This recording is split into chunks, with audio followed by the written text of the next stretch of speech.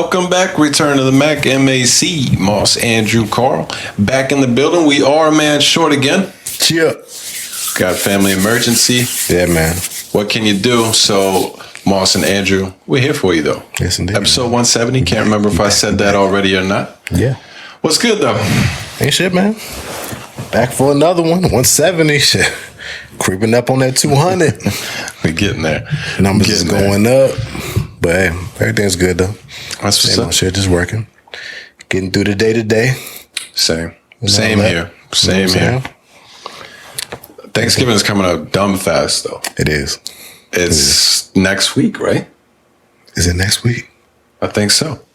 Yeah, because today's the 14th. Yeah. This week and next. So, yeah, that's your reminder. Get ready for that. That's crazy. We usually go down to North Carolina, but I think we're staying in town this year. So I'm excited. Okay. I'm ready to just relax, not go anywhere. Hell yeah. Eat good. Watch some good football. Football. Hopefully there's good basketball at night. It's just going to be a beautiful 4-day weekend. That's all that matters. Damn right. Damn right. Win some money. Yes. Yes, please. How have the bets been going overall since football got started here? I've had a good week. Well, this week has been good for me. I've been hitting pretty consistently this week. That's what's up. Been on the roll. Hope it keeps going right now. Yes. It keeps going. I love it so much. Yeah. I love it so much. Like, I notice it more now.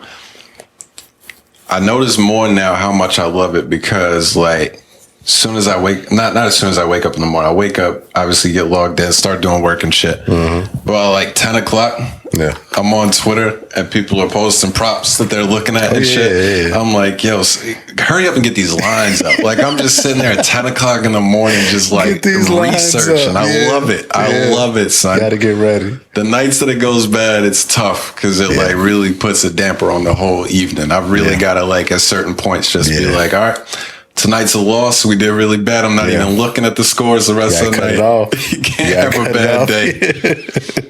But yeah, man, football is so much fun to bet. Yeah. And then basketball. Basketball is probably my most. That's probably the sport that I like to bet the most. Yeah. And it's not even just like based off of like winning money or whatever. Yeah. It's the most fun like player props. Consistent games. Yeah. So many variety of games and players to bet on. It's like you got good shit to bet on almost every night. Always. Got to do it. Now that you've been gambling gambling for quite a while now. Yeah, I think I'm here. You're like over a year on the sports books, right? It's been a little while. Yeah. It's been a little while now. I'm deep in. Have you ever thought about like now that you've been doing it for a while? Have you had that moment where you're like, oh, I could definitely see how people get like a gambling addiction on this? Oh yeah. Yeah. Yeah, the moments. I'm pretty like tight with what I bet. I keep my units real low. Yep. I ain't trying to go too crazy. But I could definitely see, like, especially when you hot, when you hit a couple in a row, you be feeling like shit. Bro, yeah. Anything I call gonna hit. Yes. Like, as soon as you have one big day, it's like, I'm up right now. Yeah. I might as well throw a couple darts out here. And then all of a sudden, at the end of the day, you're like, all right, I was up a bunch of money. Now I won $20 today or some shit. Put a little sprinkle on everything. Well, that look good. Yeah. I got to put a little bit everywhere, on that. I sometimes I'll think about it because I think me and you were the same way as far as like being fairly conservative and tight with our money. Mm-hmm. You just know that there's people that aren't like that. And you get in that like 2-3 day bad streak of losing, and somebody that's not like extra tight with their money, like, all right, I'm gonna get it back today. I'm gonna get it back today. Put $100 bet down, and it's like, yo, now you're down $300. Yeah, you gotta chill. That's one thing I know. I would chill if I didn't had a rough couple of days. Yeah, I'll just chill for like a week. That's good. And just let it sit. Like, nah. Let me let it sit, rest for a little bit, because shit just ain't going right. Especially when it be like bad beats. When it be like you losing one leg after another. It's like, all right, man, now y'all playing with me, so I'm gonna chill and stop giving y'all my fucking money. Right. They come right back in like a week or so, I knew yesterday that I had a bunch of parlays lose on one bet. Yeah. Ain't nothing out of the ordinary. That's what's gonna happen every day. Yeah. But I knew it was bad yesterday. Middle of the day, I decided to go ahead and just like actually look at it. Yeah. How many bets do you think I had yesterday that lost off of one leg parlays? Oh man, it was one of those days. So it had to be about a good 5 of them. 9. I lost 9 bets yesterday off of one leg. And I'm telling you, hurt off 9. Well, I showed you the one big one I hit. So, like, the day was good. I finished up. It ain't a big deal. But the 9, bro, I'm telling you, I had a half a point miss in basketball. I had an Eckler caught a pass at the end of the game that they overturned and said he dropped it. I was like, those were the last 4 yards I needed. Shit. It was shit like that. It was just like, this is crazy. Yes, that bullshit. This is crazy. This was one of those Sundays, though. It was a lot of that shit happening. It was a lot of that shit happening, for sure. And it'd be worse when it's like, you did hit that big one, but it's like, these 9 that I missed by a leg, if I got half of those, it's like shit. I hit the monster, and you know how much I finished up yesterday? What? That bet amount. That one, if I didn't hit that one lotto ticket, I'd have just been 0 for the day with 9 beats. That's how that should be, though. Yeah, man. That's how that should be. Gambling's a long game. Life. It's a long game. So if you get into it, if you're just starting to get into it, have fun. It's everywhere right now. A lot of good deals and stuff, but be careful and don't get in too deep. Don't get in too deep, man. Yeah. Don't get in too deep. But anyway, I didn't have anything go on this week neither, apparently. So last week we shared with y'all my work story. Oh, yeah. We put that up as one of the clips this week, and I quickly had a lot of people at work that were hitting me up about this situation. Nothing too wild, but I am certainly moving forward going to be careful with what stories are shared. And do I want to be a part of this or not? But I stand on that story last week. It was funny, and I wasn't trying to get nobody in trouble. Yeah. It is what it is. Cool. It was a cool story, funny story. Yeah, a little harmless thing. Put no names of nobody out there and then nobody, Exactly. Of course, the people know that know who you're talking about. Yeah. Well, don't nobody else know who you're talking about. Exactly. That's what I said. But anyway, we had a lot of good football this week. Yesterday, we were talking before we got started, and I feel like usually, even on some of the Sundays where there's been a couple of big games, usually somewhere in that 1 o'clock window or the 4 o'clock window, one of the games that gets put on TV is just complete trash. This week, we didn't have that all day. At the beginning of the day is when we had that Buffalo game, right? Yeah, Buffalo Vikings. The damn 9:30 game was good. I mean, I ain't watched none of it, but I was following it. The damn Bucks and the Seahawks. I did too. Yep, that was a good one too. I forgot all about that. So you're talking about a full 12-hour slate of good football. Yeah, it was good. So you said you didn't watch any of the morning game. I was kind of in and out. I don't care about watching the overseas games that they start at 9:30 in the morning. Usually be bad. And it's just too much. I'm going to watch the games for the next 10 hours. Let me at least go to the store real quick in the morning. But it is nice when you wake up that there's just a game going. That's true. It's I'm not going to sit down and watch it, but it's just nice to know that this is what's already started. Yeah, exactly. On the wake up. I was kind of shocked, though. Right. Seahawks are one of those teams we've been talking about all year that we don't actually respect them as being one of the top teams, but they've done it all year. Tampa's been garbage, but Tom looked good. Tom looked good, and their offense did their thing early, and it was enough. They did their thing. They needed that win. They had been struggling the last, 3 weeks at least? Yeah, starting with their loss to us. They needed that dub bad, so they came back strong. Tom looked good. Threw 1 pick, but he had 2 TDs. Fournette finally scored. He been struggling this season. Yeah. Godwin got his first TD of the season. That was his first? That was his first TD. I know he had injuries early in the year, but that's first still wild. Julio got a TD. He was like, that's a good game for them. Yeah. Definitely need that one. So I ain't mad at it. No, not at all. I hate them, but they did. They needed that bad. For sure. And they're back atop the division now. I forgot that we played the Thursday night. 5-5. Yeah, 5-5. They're going to end up winning the division probably pretty easily. We played Thursday night, beat the Falcons back. We owed some revenge on them. But yeah, that division is without a doubt going to be the weakest division represented in the playoffs. And somebody's going to get sent home week 1. Probably Tampa. Yeah, it's probably looking that way. It's definitely looking that way. Damn. Yeah, Saints ain't looking good either. Saints suck. Yeah, Saints ass. They're terrible. So that was that was the game this week. They played the Steelers. That was the game this week that, to me, didn't even happen. It didn't. I didn't see any highlights from the game. I didn't watch any of that game. It was just on, and it was just not mentioned at all. Yeah. Steelers are not a fun team to watch anymore. They're not a good team to watch at all. Their offense is so bad. Terrible. They can't get nothing going. I think Najee had a good game that game. I seen his stats. Like 90 yards. I think he did. But that was different. It's wild. I swear I think the Steelers have a game going on internally amongst the offense to figure out a way that we're going to figure out a different way to score every single time when they get inside the red zone without letting Najee get the touchdown. Yeah, that's wild. It's crazy, son. They ran some end around shit to a receiver early, and then Pickett snuck the second one. It's like, this especially guy. with Pickett back there now, because he's still in all them goal line touchdowns. Taking all the he's touches. still in all of them. He's got a little mini Cam Newton. Yeah, I learned my lesson. I'm never putting Najee in none of my parlays. It's not happening. Not happening at all. One of these weeks I'm going to quit talking about it, but he's just the most talented player I've ever seen that doesn't it's sad. Like really get the numbers that you would expect. It's sad. But hey, I get it together. But Steelers got a dub. I know Carl's happy. They did get that dub. Shout out to them. They're very much a different team with Watt. I forgot they did bring Watt back. Yeah.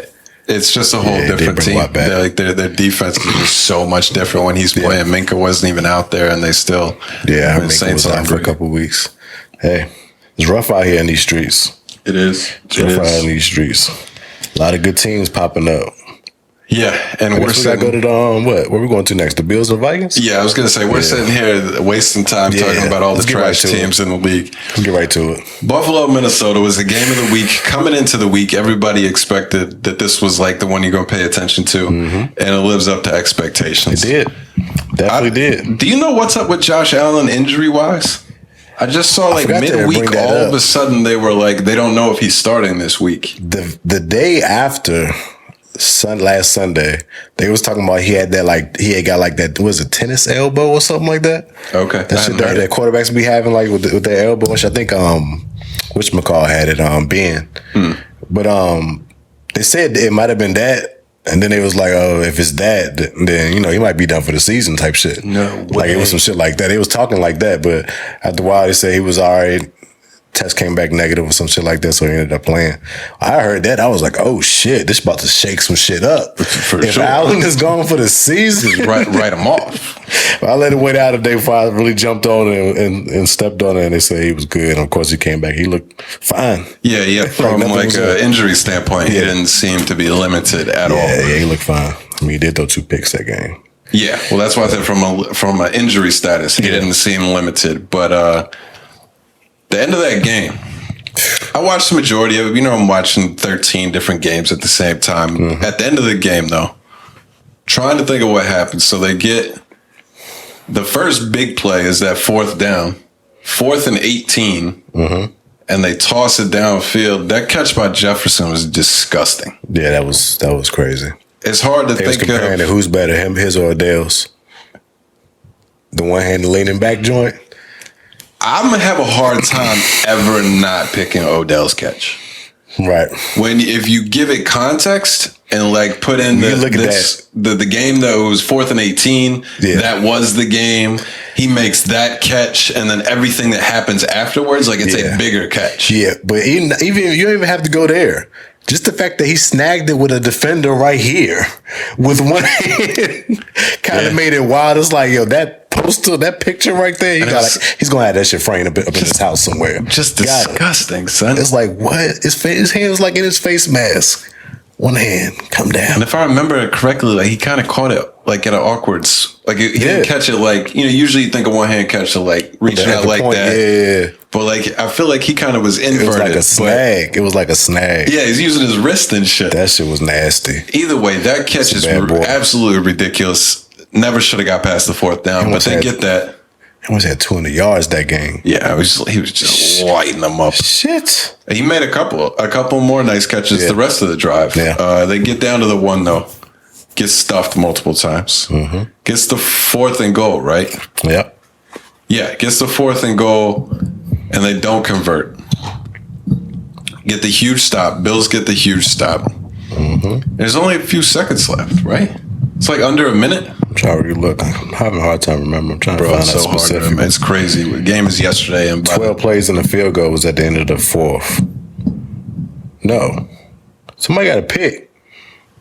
Which we call threw that pick? Allen threw the pick. That was in overtime. Yeah, it was. To end the game. Yeah. Field goal in the hell. Yeah, they didn't get it. At the 1 yard. Yeah, either way, it was like less than a minute left at that point. Yeah. I want to say they were down to like 45 seconds or some shit. Mm-hmm. But they don't get the stop. Bills take over on the 1 and fumble the snap. They're just trying to sneak to get out of the end zone, fumble the snap. Vikings recover to take the lead, go up 3, I believe. Mm-hmm. End of the game, Bills score, tie it up to force overtime. Fumble return. Somebody had a fumble return for a touchdown, the Bills. Well, I think that's just the recovery. That was one. Oh, yeah. Then they get in overtime, though. Vikings end up getting field goal, take the lead. Bills get the ball back. And then the game ultimately ends with Josh Allen interception in the end zone. Mm-hmm. Tough. It was just a great game. I think from what I've seen today, like there's a little bit of what do you think about the Bills? The Bills are definitely good. I think their defense is something that has to be in question at this point because they've been giving up a lot of points, so to speak. But the Vikings, I mean, you have to give the Vikings a little bit more respect too. Yeah, they're 8-1 now. We was talking about them last week. It's like there's one team that's got to get those wins. It's going to be at the top of the NFC. We're not even going to think about. And it's the fucking Vikings. You know who they lost to? Eagles. The fucking Eagles. I didn't know that. That's the only crazy. team we lost to is the best team in the league. And week with the 2. best record. That's nuts. So they've ran off 6 in a row now, I believe. I'm fairly certain. I was hurt. I was on both sides. Bills was the last leg of my parlay. I need to win. And of course, they're losing in overtime, but it feels good to know that they dropped to right above us in the division now. Like I said, all we have to do is split with them boys, man. We ain't played them yet. We split with them. They would have lost to all 3 teams in the division. You don't have this shitty setup where you play them twice in the last couple weeks of the season. Yeah. I hate that shit. They do that to us every year. We played them the last game of the season, too. So it's like the third to last game of the season, one team, and then them again. Week in between, Yeah, it did the same thing to us every year. It seems like it's usually the Saints. It's so stupid. You know you've got 3 division teams to play. Mm-hmm. Every team has them. Exactly. There's no reason not to have in the first 4 weeks of the season and like the last 4 weeks of the season. They know what they're doing, though. They know what they're doing. You think so? They try to make them games more intense. Like, oh, shit, this is for the division. Especially right now, the way our division lined it up, it's going to come down to them last 2 weeks. I mean, that's what it seems like. That fits for y'all's situation. I mean, I guess it depends on how the division doing. But, I mean, I wouldn't be surprised if that is the game plan of why they do it that way. But yes, indeed. Either way, when I look at the Bills, I think the Bills, right now, the way the Bills are, I kind of think of them the same way that I used to think of the Chiefs the last couple of years. Where I think they're so clearly in that top 2 to 3 in the league discussion that I don't think they really take games serious sometimes. And I think they get just kind of lax. And Josh Allen now 2 weeks in a row has thrown, I believe, 2 picks both games in the red zone. Those are massive mistakes that if it's anybody but Josh Allen, he's getting crazy flack for. Yeah, you gotta get some shit for that. And because they were so early in the season deemed to be the Super Bowl favorite, I think they kind of have this like, a little entitlement. Yeah, a little bit. So I don't really worry about when I see stuff like this. Because I think when we talk about this 2 months from now, they're going to be one of the teams in the Final Four. Right. But most likely. But you can see that they have weaknesses. And when these teams come in more hungry, Minnesota did it. I can't even remember if they ended up winning that game against the Dolphins, but the Dolphins did it early in the year where they came in more hungry. I think they might take some weeks off. That's all I'm getting at, I guess. I don't know if I get that impression from like they take weeks off. I get more so like I feel like they get caught up in their own ways sometimes. Like since their offense is so high powered and they know they can score so many points, I think they lean on that too much and not thinking they have to play good defense or make these big plays or throwing picks in the red zone. Like, you got to make sure you get every chance you get down there. You should be trying to attempt to blow everybody out. One thing, like, of course, I'm gonna go back to the Patriots. When we was like at our best, when we played teams that we were supposed to tap, right, we was gonna blow them out. Like, ain't gonna be no chance for them to try to scrap with us or fight. No, you gotta whoop their ass and just let them know, like, nah, we don't take no games off. We gotta do what we gotta do and get every score that we could possibly get. I feel like they feel like they can score at any time. So it's like, oh, we good. We just gonna get it back on the next drive. I feel like that's how they play. That's more what I meant to say. Right. I don't mean like the whole team will take a week off or something, like they're not trying or something. But I think that's what I'm talking about, where I think there's so much confidence in the offense that there's just a carelessness or a recklessness in other areas because it's like, yo, the offense got us. Yeah. So when you've got Josh Allen making the plays that he makes sometimes, like the interception to end that game, there's no reason to make that pass. Yeah. But there's just a little bit of an overconfidence in that nobody can stop us, that sometimes it bites them. Yeah. And from what I've been hearing, I don't know other teams' defenses as in depth. From what I've been hearing, though, their secondary has been super injured the majority of the year. Bad. I think they're still planning to get Tre'Davious White back relatively soon. Need him. And Poyer was out the last couple of weeks, but I don't really have any real concerns about the Bills. I think they're still the team that we expected. They'll definitely be all right. But them Vikings, son. They got the Browns, Lions. Vikings are something serious. Dolphins. You look at the Bills schedule. Yeah, I was just seeing what they got left. Bunch of division games, of course. Yeah. And AFC games. The Vikings, man. How you feel about them? They the real deal? I think so. They faking? No, I think they're the real deal. They're a team that, like, for the past, I feel like the last couple of years, while we've been doing the pod, we've always said, like, they're a team that has the pieces. And it just doesn't make sense why they can't win. I'm still not going to be, like, super stoked in the playoffs going into a huge game with Cousins as the quarterback, but they have the guys, 100%. Yeah. If it's any year they could do it, it would have to be this year. Yeah. I could see them in the Niners being an NFC Championship. I could see that. I could too. I could see that happen. Because the Niners looking good too.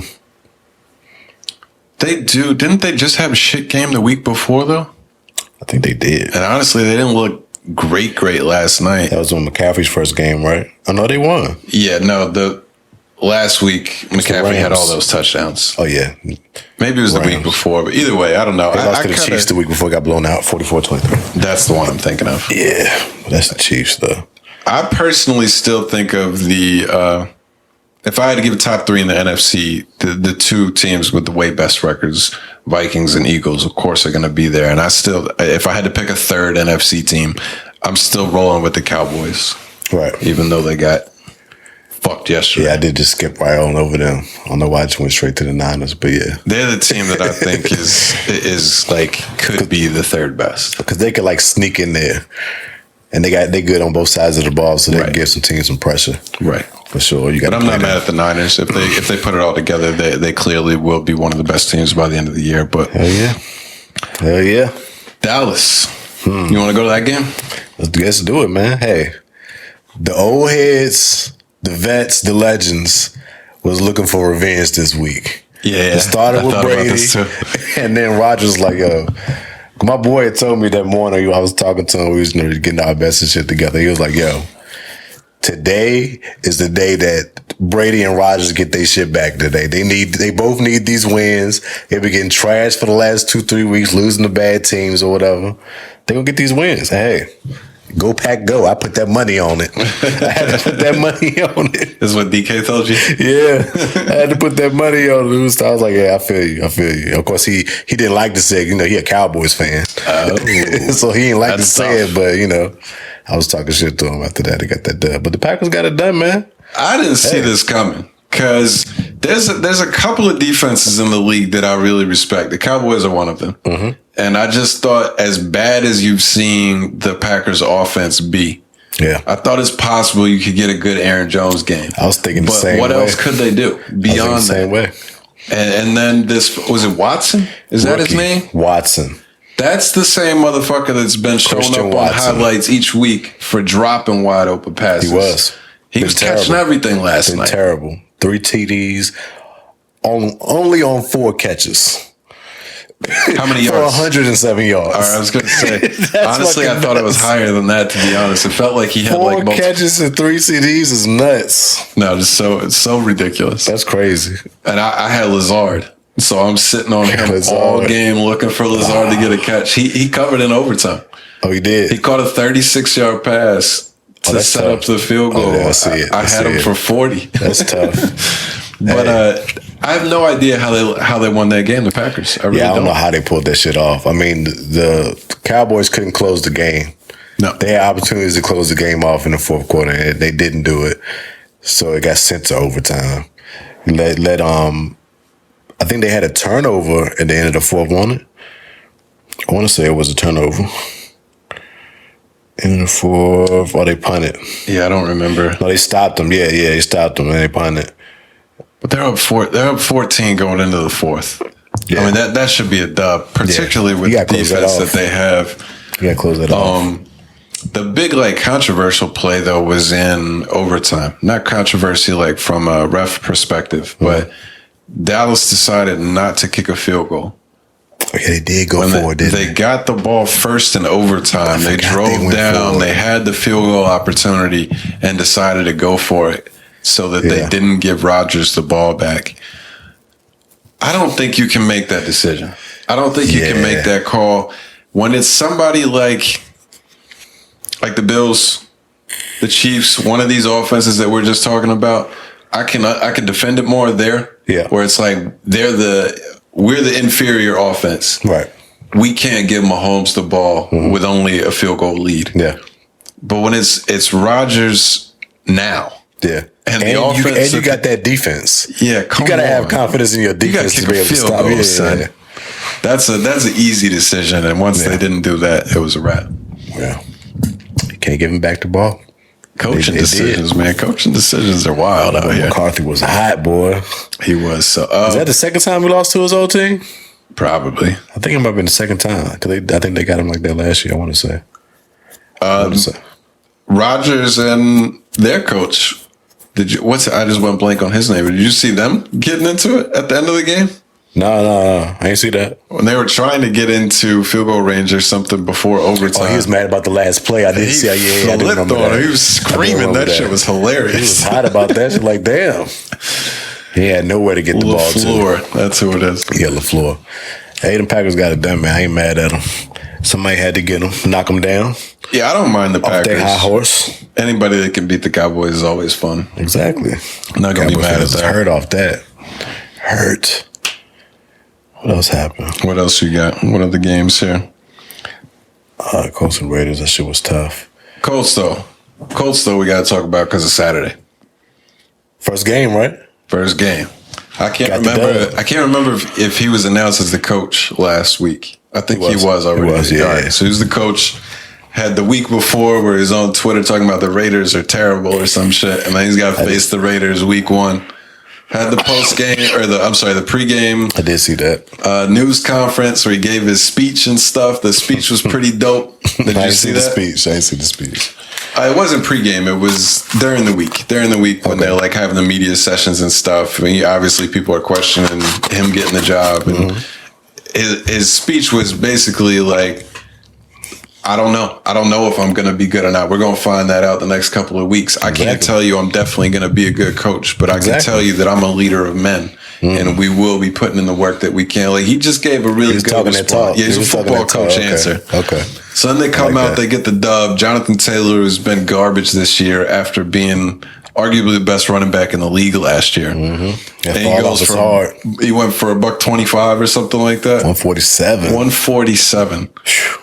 Matt Ryan, who was benched a couple weeks back, Saturday was like, no. This is my coaching record. I'm not putting Sam Ellinger out there. Give me fucking Matt Ryan back. I don't care what we have to pay him. Hey, I ain't mad at him. Hell no. Motherfucker Ellinger, we made that motherfucker look stupid out that joint. We made him look stupid. Ain't no way you can start him after that. No. But Matt Ryan at 38 yards and a touchdown. He ran for a touchdown. That's what is crazy. going on? What is going on? Wheels. Oh, it was a 39-yard run for the touchdown. And he finished the game with 38 yards. Yeah.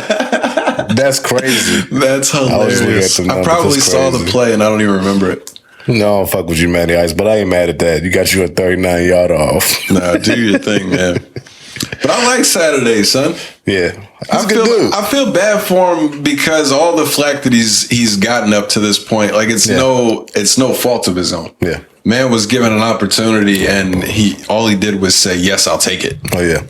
I don't really know how you can knock a man for taking the position, but he goes out, gets the dub, does what he needs to. The team seems to be fired up. Interim coach, man. Let him do his thing. Bro, I don't know if you saw, you were probably working. Before the game started, I'm sitting there killing time in between that Bucks game and the 1 o'clock game starting. Yeah. And Bill Cowher, boy, he went in on them hiring Jeff Saturday. Did he, for real? He was mad. I didn't see that. He made good points. Don't get me wrong. I don't necessarily disagree with anything. He's on some word shit like what you call it, like he didn't deserve to get that position type shit. Okay. Yeah, but it was less like the angle he took it was less about Saturday specific, and he was just like, all these coaches on the staff have been in there with the team for X amount of weeks. That's a good point. They've put in the work. They deserve an opportunity. This person deserves an opportunity. You can't just call in some guy because you're friends with him. And he had legitimate reasons behind everything he was saying. I didn't think about the other coaches on the team that should be getting that position. Yeah. That makes sense. That's tough. Tough spot for them. I don't know. He went in, though. It was funny. It was funny. He said it was a disgrace to the coaching profession. Damn. You know how old people get, man. Oh, he holding down his coaches. I understand. I feel why you're acting like that. Yeah, I do too. That makes sense. It's usually how it goes. What's that? That like assistant coach or somebody would get that interim job. I don't know if I've ever heard anybody hire outside for an interim role. Yeah, it's different. I don't think I've ever heard of that. What we got next? The battle of the backups. Bro, you told me you bet on that game. I'm like, what the fuck are you doing? I know you won the bet, but what made you do this? I just had that feeling. It was paired with that Packers, all them 4 o'clock games. Packers, Cardinals, and what was the other one? Was it the Niners? Colts. The Colts. Yep. Just had a feeling, man. I was like, hey, I'm going with the underdogs today. That's Wofford versus. Yeah, I just think the Cardinals had better pieces on their offense to score and shit. Yeah. Which they did. So I didn't bet the game at all, but I thought of the opposite way, where I would respect the Rams defense more. Yeah. So I expected McCoy was going to throw a pick or two with Ramsey out there covering Hopkins and shit, but I didn't watch any of the game. That apparently was not what happened. Yeah, I was looking at it like the offense already been struggling with Stafford. So it's only going to struggle more. So that defense is going to be on the field more. So, and Cardinals got all them fast weapons they got and D-Hop back. They're going to put some type of numbers together. And they did. Why was Kyler out? That was like all of a sudden right before the game announced. Yeah. Was it him or was somebody else? Stafford had a concussion protocol. I can't remember what Kyler's injury was, to be honest with you. But it was all the way up to game time before they announced it. They waited to see before pregame. I forgot what the hell it was. Well, that was another game that, to me, that game didn't exist yesterday. I didn't see anything about it. Did you, other than the bet? Yeah, I was just following it because of the bet. But it wasn't really that crazy of a game. I mean, Cats put up some points. But when you got backups out there starting, you can't expect too much. What was the final on that? The final was 27-17. That's honestly a better score than I would have expected. Yeah, it wasn't bad. I heard Cooper Kupp got hurt at the end of the game, and from what I heard, it was not good. I didn't hear about that. Yeah, I'm nervous. I got a fantasy. I was wondering why he had no numbers. -1 yard. Wow. 3 catches. I didn't even realize it was like that. But, if he goes down, you just cross the Rams off the list. He's been their entire offense the whole year. Pretty much. Yeah, that's not been him or bust, pretty much. That's a problem. Should have brought Odell back. Where do you think he's going? One of the good teams. Keep popping in with this question. He's going to go to one of the good teams. Do you go to the Bills or the Chiefs or the fucking... Who else could he go to? I can see him going to the Ravens. I heard the Cowboys. I can see that. He's going to go in one of the contenders, one of them type contenders. Right now. That's what it's going to be. I don't know who I can break it down to. I can definitely see possibly the Bills. Yeah. Cause I don't know. Recently, I just seen a Von Miller interview with the Pivot, and he was talking about Odell and shit, and how he was, of course, talking to him to come over there because he was the reason that he came over to the Rams. Right. So I was like, oh shit, he already. I could see that happening. So if it was any team, it'd probably be the Bills, just because Von Miller. I think that's his boy. I think Bills and Cowboys are the most likely. Mm-hmm. Yeah, that could be dangerous. It would be crazy. We shall see. We'll see what happens with him. It would be crazy. Bears. Upset. Bears are my other favorite team to watch. They were upset. That was one. They're not a great team by any means, but that game, somehow losing that game to the Lions seemed... Yeah, it's pretty bad. It seemed impossible. How well they played. Justin Fields is going off. Goddamn. Well, last week he broke the quarterback rushing record for one game. I think he had 178. He went for $167 this week. That's nuts. Or with 147 and 2 tutties. He's he's on the Lamar Jackson path. I think he's figured it out. I think the Bears figured it out. Oh yeah, that we just figured it out. We need to let him be a runner. Let him go.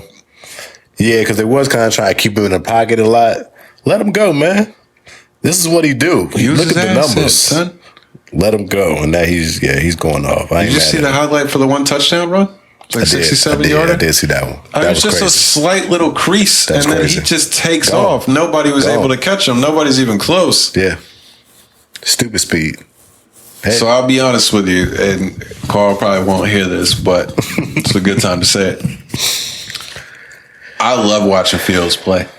Yeah. He's like legitimately one of my favorite players to watch right now. Yeah. And I will say that this is probably heavily gambling induced. Mm-hmm. But it is a little bit odd how much I like to watch Fields play and how much of a gripe I have with Lamar. Like he plays the same style. Yeah, he does the same thing. And Lamar is by far a better passer. Right. My problem with Lamar is he's not a good enough passer. I wouldn't want a quarterback that's like that. But when I watch Fields do it, I love it. Yeah. I don't know what it is. Yeah, I don't know what it is either. But yeah, he plays the same way. It's probably because it's fresh. He's just gotten into this bag. It's still exciting. A couple games, yeah. If 2 years from now he's putting up games where he's rushing very well, but he's still throwing for 140 yards, I'll probably still have an issue with it. In time, he has to improve the passing. All right, that's a fair point. That's all it is. I appreciate you helping me out. That's all it is. It's just fresh, bro. It's all good. Have you noticed with gambling how it fucks up your memory of things? Yeah. Yeah. There's games that I can't even remember who actually won the game because my number was +6.5. Yeah. I'm like, we won. What are you talking about? We won. I don't care about the fucking score. It's crazy, son. Gambling has me so fucked up. It will do that because you look at so many stats all the time. All the numbers get jumbled together. Constantly. That's all it is. And the game doesn't even matter half the time. Yeah. Like, it's not teams that I care about. Yeah. I'm just looking for my number. But that's all it is. That gambling to do it. Any other ones you want to get into? Giants, Dolphins blew out the Browns. Chiefs and Jags, I don't have any in-depth analysis here or anything, but Kadarius Toney looks really good in that offense. This is the first game they let him be fully unlocked. They lost Juju in the game. I don't know how serious that is for the rest of the season, but it's just wild. The bump that already good player because he looked good with the Giants, but when you get put out there into that offense, you just look a whole nother level of yourself. It's ridiculous, man. I'm just looking at of course, you got Kelsey, Valdez Scantling, Toney, McKinney, Juju. Gray is fast as shit. Yeah. I don't even know who Watson and Fortson is. Hardman's still over there, right? Hardman's still over there. I don't even know if he plays. He ain't got no stats in the game. I think he's hurt right now. That was Hilaire. Like what? And that Pacheco. I was going to say they're randomly putting this Pacheco in there. Pacheco dude, I don't know where he came from. He had 82 yards off 16 carries. And he's the fastest back out of any of them. Like he plays like a little tiny third down back. Yeah. Yeah, the speed is just everywhere. all over the place. So it's like, yeah, they lost Juju. It might be out for a little bit, but they're going to be fine. Yeah. They're not going to be hurting at all, which is crazy. But this is what I was saying earlier in the year when Tariq left. Like, it just makes him more dangerous because now you don't know who going to get off now. At least you know Tariq is like, he gonna go to a bomb to Tariq at some point. Yeah. Now it's like, oh, he can go to a bomb to Valdez-Scantling or to Juju or to McKinney or to Tony. Like, you don't know who the ball going to go to now. So now it's like, fuck, who do you hone in on? Of course, it's Kelsey, but then you got 5 other guys, right? 6 other guys that can go crazy on you. With the best quarterback getting on the ball. Yeah. Yeah. That shit is hard to defend, man. It really is. What can you do about that? Nothing. Nothing at all. Just hope he fucks the passer. Just pray. All you can do is pray. That's all you can do. That's crazy. Yeah. That was all I had. I feel, did you see whatchamacallit on David Carr crying after losing to the Colts after the game? Got mad emotional at the stand. He was hurt. They sick of these losses, bro. I gotta look at it. Yeah. It was all about the game. Yeah, you know, Carr good at like, getting off his feelings and getting with the speeches and shit. He really good. It was a good speech, but he was boo-hooing up that joint, dog. Really? Like, yeah, he was hurt. I gotta look at it. I gotta look at it. I'm a Carr fan from that perspective. They 2-7 now. Oh, they're lose done. to the Colts. It's like they see that season just going away right now. Yeah, well, besides the fact that they've been bad all year, they just lost Waller and a white dude. I got Waller on my fucking fantasy. Let's go blank on his name. Renfro. I only do this on the pod. I just go blank. I'm trying to remember too many things, but yes, Renfro's hurt. Too. I was hearing they got infighting in-house. You know their coach is going to get fired at some point this year. They're dumpster fire again. Yeah. They gave Devontae all of that money. All that money. To just still be the Raiders. It's tough. It's sad to see. They had a lot of expectations this season. A whole lot. Yeah, I don't know. I don't know what's up with. I don't know if their defense is awful, but even now, even with the injuries, you still have Carr, Adams, and Jacobs. Jacobs. They have better players on offense than we do. Yeah, That's how I look at everything. Yeah. Y'all got better weapons than we do. What is your problem? Yeah. Get this shit together. You're supposed to be putting up points. Like, I understand, but yeah, it's tough. I mean, Devontae did his thing, 9 catches, 126 and a TD. Yeah, what more can you ask for? He was a monster. What more can you ask for? He can't be guarded. They did have a shot at the end zone to end the game. Gilmore, I think it was to end the game, but Gilly was on him. Oh yeah, of course. Yeah, he locked it down on that play.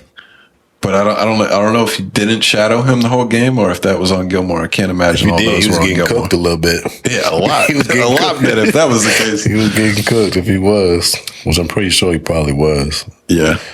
But, that dude's a monster. What are you going to do? Yeah, it's sad to see, man. Sad to see. Dolphins are the other team that I mention every week. They're my favorite team to watch. Mm-hmm. That game wasn't very good. They blew them out. They put up 39 on them. And the Browns can't play from behind, so the game was never good. But Dolphins continue to be fun to watch. Yeah, I was watching some of that game. Hey, what is it week? What week is this? We're in like week 9 or 10. 9? Hey. It hurts. They just announced that boy Massage Washington back to practice this week. Couple more weeks. Still hoping. That boy coming back outside. Save my fantasy team. He coming back out. I forgot you do got one your bitch. He coming back outside. I mean, their record is terrible. Still 3-6. And then maybe if they can sneak another 2 wins in the next 3 weeks. What's their next? Check their schedule for the next couple of weeks. It's probably some division joints. Oh shit! They got the Bills and the Bengals. Oh, so they're going to lose 2 more games. He comes back against the Texans. Of course, we knew that at the beginning of the season. Yeah, they're going to lose both those games. Yeah. So they're going to be 3-8, did you say? Yeah. Yeah, so their season's done. He's not going to be able to help them this year. Yeah, you can't bounce back from that. Even if they won out, the AFC is going to be too tough. 6-3. Yeah, that would put them in. That would just be giving 9 wins. 9-8. Yeah, they're done. Yeah. Can't do that. Well, I mean... Kind of something else to bet on. Yeah, it kind of makes sense. It kind of makes sense. They don't really deserve to be good. He go in there and shake shit up, give some people some losses at the end. Yeah, that'll fuck some other people's records. That's what's going to happen. Yeah, they will be out there playing spoiler. For sure. That's what's going to happen. Did you watch the 49ers game last night? Yes, I was watching it. Did you notice how little success McCaffrey had last night? A little bit. So I thought this was weird because obviously I'm paying attention to McCaffrey because that's my guy. But the Chargers have one of the worst rush defenses in the league. Yeah. So everybody was expecting that he was going to go off. And early in the game, every time he ran it, it was like 1 or 2 yards. Yeah, they was on him. And then in the second half, they really started to go to Mitchell. And they kept feeding Mitchell because he was ripping off 7 and 8 yards a run. Mm-hmm. Hot hand. McCaffrey is an absolute monster. I still think he's probably a top 3 back in the league. Yeah. But it was interesting to see it happening with them because I think so highly of the 49ers rushing attack. Mm-hmm. Yeah. And they have a better offensive line than we do. Mm-hmm. But McCaffrey is, because of his size, he's a guy that he's not reliable in short downs. He's not a guy that you can just continue to feed and get 4 yards of carry. Yeah, you got to give him a lane. Yeah, you keep giving him the ball, and he'll have 4 moments in the game where he breaks something big and he gets his yardage up. But I think you might see moving forward that they continue to use Mitchell a lot. Yeah. And let them split those duties. And I think McCaffrey will be so much better off than he was before. Obviously, the injury stuff. You just gotta get him the ball outside the box. Yeah. Get him the ball outside, let him make a move on somebody and get some yards. Yeah. Let your boy Mitchell get them inside runs. That's the best way to do it. Well, I still like McCaffrey. He is still really good running inside, but it's got to be early in the downs. And the guy, 1st and 10, he can run up the middle, and he's a good running back still. Yeah. But I'm just saying, when they get that 3rd and 1, 3rd and 2, I watched McCaffrey for 8 years or whatever amount of time he was with us. You know what time it is. He gets a lot of first downs, but I know every time we had a 3rd and 1, I was like, oh shit.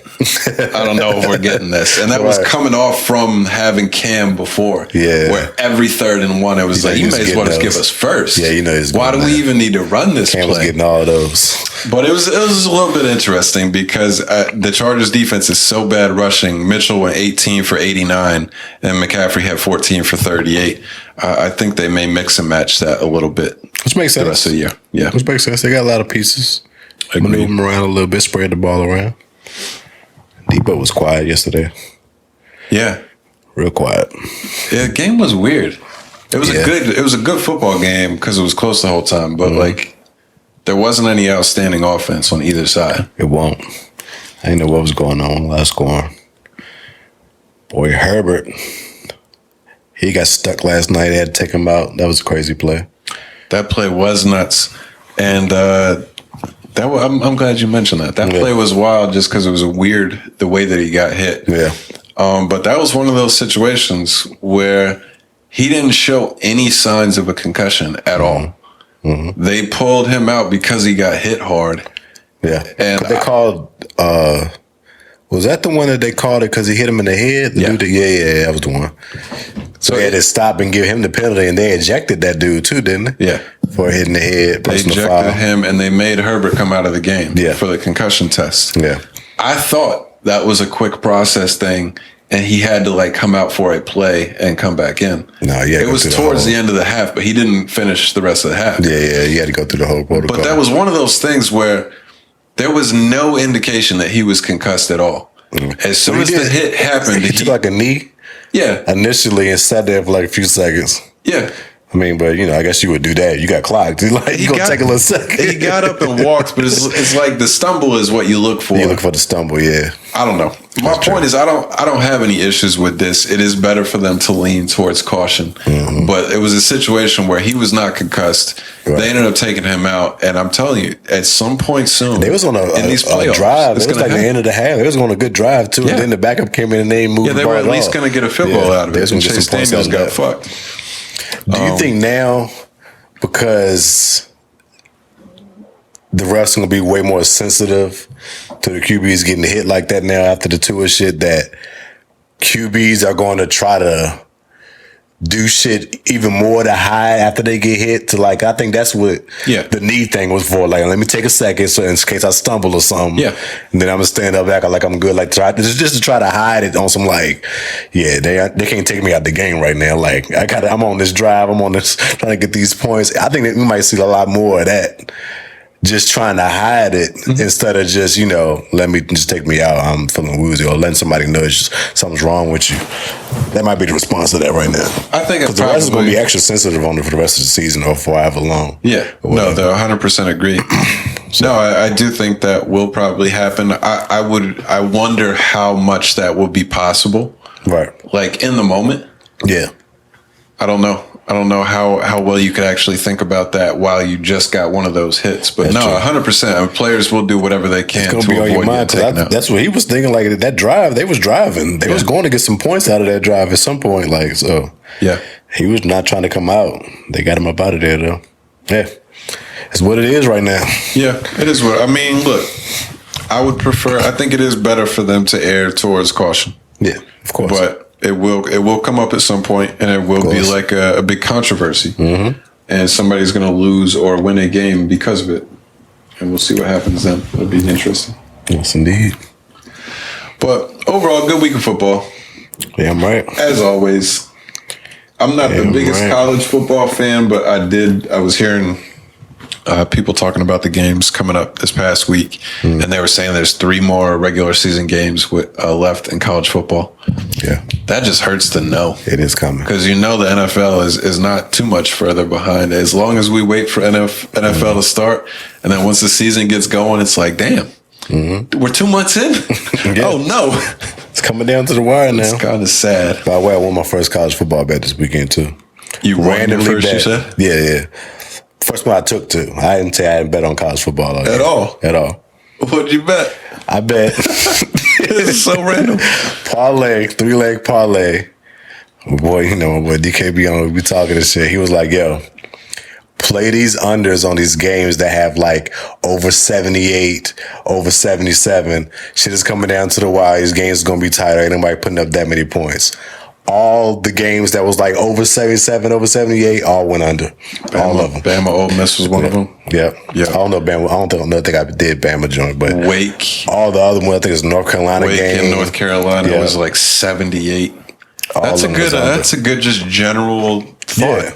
It's coming down to the wire. Teams gonna play a little heavier. They ain't gonna just let teams run it up on them. Yeah. So he was right. College sucks. Just as under. For college football, sucks for gambling, in my opinion. I watch a ton of games, but there's just so many teams. Yeah. It's hard to know who's really good. Well, that just logically made so much sense. Because, you think over 78, that's a lot of points. And, of course, in college, you see teams do it all the time. You're looking at 40 from both teams. Yeah. It's crazy. It's a lot of fucking points. So it's like, you look at that, it's like, yo, it's that many teams today that they think is going to go over. And then you just put it in the situation of the season, like everything's even out. Everybody knows everybody at this point. People trying to fight to get these title games or whatever. Yeah. The intensity is turned up at this point. Shit turned up. People can play harder. They ain't going to let you just run up fucking 40, 50-something points on you every game. Yeah. Well, that's what happened. And it's just hard for both teams to keep up that pace. Yeah. That's like even if one team is balling, you see a game end like 59-24 or something. It's just like, the other team just couldn't put up. After a while, the team's just gonna be running out the clock. Yeah, they ain't gonna just keep on pressing to get more and more points. So if they blowing them out, it's over. It is what it is. That's a good idea. I gotta consider that because I don't do that great on college football, but I bet every week. I'm glad I hit that one. Good call. It was good money. We want to talk about some of this basketball stuff going on? Yeah, man. Basketball been fire, man. It really has been. Some great games, man. Anybody say they don't like the regular season, y'all not gambling. No, definitely not. Definitely not. Y'all not gambling because there's been some money to be made. But it's been good games, man. Teams looking good. Yeah, so last night was the big performance from Joel Embiid. Yeah. That's one of I was seeing people talking about that being like one of the best stat lines in NBA history. I would imagine if you start looking at like historical data, there's some crazy shit that you find. But he went for 59 points on 19 for 28 shooting. 11 rebounds, 8 assists, 7 blocks, if I remember correctly. That's nuts. I swear I'm not going to keep talking about our bets the whole time. But one of the bets I lost last night lost because M.A.C was under on his points. And I'm like, I would bet on one of his teammates the night that Joel goes for 60. Right, exactly. And Max still had 18. Yeah, he had 18 like in the third. Yeah. He just stopped scoring because the whole fourth quarter they're just giving him the ball. That's crazy. But 60-point performance, son. That line is nuts. With those blocks and the efficiency shooting 70% that game. Like, that's OD. There's nothing you can do when you've got a 7-footer shooting 70%. Because he's only hit 1 3. It was only one? Only hit 1 3. Oh, that's surprising. Because you know he likes to pull. 1 for 5. Yeah, he pulled like 5 of them. Yeah, that's crazy though. That is wild. Yeah, Embiid gonna do that. See, it's like when you got these big guys pulling up numbers like this, it's hard for any guards to get these fucking MVPs. Because how could you battle with guys putting up them numbers like that? Right. They're adding the rebounds, along with all the points that you both can get. Yeah, I mean that's true, but at the same time, when you're one of these guards that can hit 8 threes in a game, yeah, that's true. He put up 59 with 1 3. 1 3. That's nuts. 1 3 on some DeRozan shit. Yeah, DeRozan would have no threes. All mid-range. DeRozan have no layups neither. So. Yeah, all middies and foul shots. 10 to 18. That's hilarious. Who else was it? You said somebody else went off earlier in the week. Oh, was it the last game? Yeah, I guess the Timberwolves. Darius Garland. That's my guy. For 51, 10 threes. I can't believe that didn't even come across my radar. The Timberwolves and they lost by 5. What night was that? It was the last game. It was the other night. Saturday or Sunday. How the hell did I miss that? It had to have been Saturday. Yeah, I think it was Saturday. Okay. Yeah. I was at poker and then I watched the 51, boy. Izzy fight. Izzy. Did you watch it? Izzy. Then I go to sleep. I had to work. I got to work Sunday morning, so I went to sleep. I watched the Poirier fight, and then I ended up passing. I had to go to sleep. I couldn't stay up that late. But I went to sleep. I was like, I know Izzy gonna come through for me. I was like, I know Izzy gonna come through for me, man. I woke up and seen that he got knocked. Well, he lost, but they stopped the fight, didn't they? He got knocked out. He got knocked out, okay. You know the backstory on this guy? He knocked him out before, didn't he? Yeah, so they both come from kickboxing before. Okay. And so he's been knocked out before by this guy, and I believe he lost a decision. I believe he's been beat twice by the same dude. Okay. So this was like a really big fight because obviously he's beat Izzy before. Mm-hmm. He's relatively new to MMA, at least the UFC. Yeah. And he's huge. Yeah, he's a big dude. Is way bigger than Izzy. Anyway, the fight goes on. Izzy's up 3-1 in the 5th round, like easily. Mm-hmm. Honestly, Joe Rogan and I think it was Cormier calling the fight. They're talking the majority of the 5th round about like it's done. Yeah, like it's over with. Yeah, like they're like it's 3-1. Obviously, this guy dude's gonna have to get the knockout. Izzy, can't imagine Izzy gonna get knocked out or whatever, and he caught him.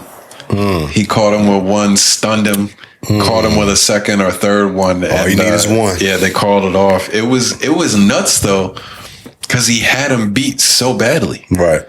It wasn't like just damage. I mean, it was a good fight. Dude wasn't like cut up, bleeding all over the place. But one of the rounds, he took him to the ground, and dude just couldn't do nothing. Yeah, he just owned him to get knocked out in the 5th. But I don't know. Izzy, I saw post game.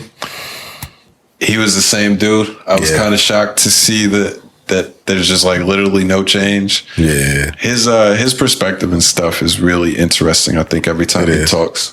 I was watching a little bit. They got Coach Flicker Adam on the pod today. I was going to ask if you saw it. I was watching a little bit. I watched it from beginning to end. He was giving it up to dude because he got him or whatever. So he was keeping it humble or whatever. But he was talking about I really wanted to fight. He was talking about how he almost he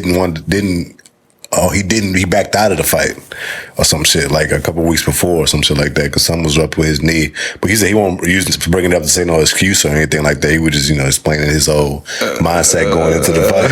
I don't like it. I mean, it sounds bad. I got to hear him say it. Yeah, you got to hear the whole conversation. That's just a little piece of it. Whatever. Right. But he was really humble about it. He was humbled. took his L on the chin. He got his ass whooped. He didn't get his ass whooped, but he got clocked. Yeah. He got called or whatever. So, he was just breaking down different parts of the fight. They get all intricate and detailed about different parts of the fight or whatever. So it was a good talk. You gotta watch it. Yeah, I'm definitely check it tomorrow probably. Yeah. I appreciate his perspective, like in that post game, the post fight interview. He comes out with the mink coat and everything. He's like, hey, I told y'all I'm not going to change up anything. Yeah. He got the better of me. Like you said, he gave his props and stuff, but just the idea that that he came out like in a good mood is just nuts to me in a good way. Yeah. It's like he's got such a focus on putting everything into the fight.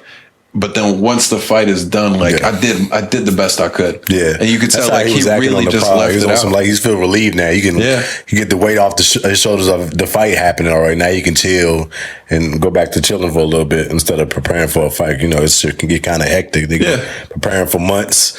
Then once the fight is over, it's almost like a weight lifted. Like, all right, even though he lost, it's like shit. All right, it's done already. Man, now you can move on to the next thing. Right.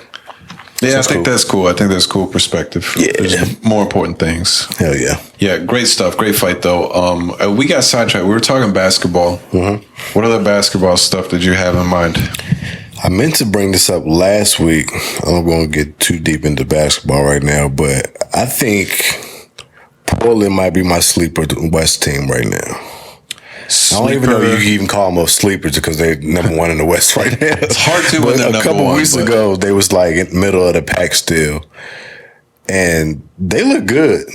Like, they look like a really legit team. With Jeremy Grant, it's a really good scoring option. Yeah. Jeremy Grant be getting busy. Like, I think he was getting busy with the Pistons, but he was with the Pistons. Right. So he's the only guy. You don't really hear nothing about him. You don't hear about his numbers, but he's putting up really good numbers with the Pistons. Now that he's with them, that's kind of like what Dame been needing is another 4 or 5 forward or whatever to come put up points and give rebounds and shit like that. And that's the guy. Yeah, because he been stepping up in that role. Grant is 6'8". Yeah. Grant is 6'8", but he is long as fuck and jumps out the gym. So he plays probably in a small forward role, but is a little bit like an undersized power forward. Yeah. I like what they got going on. The other thing about Grant is anytime you put up the numbers 37 that he did, of a night. Yeah. Jeremy Grant. Everybody went off that night. Your boy Simons.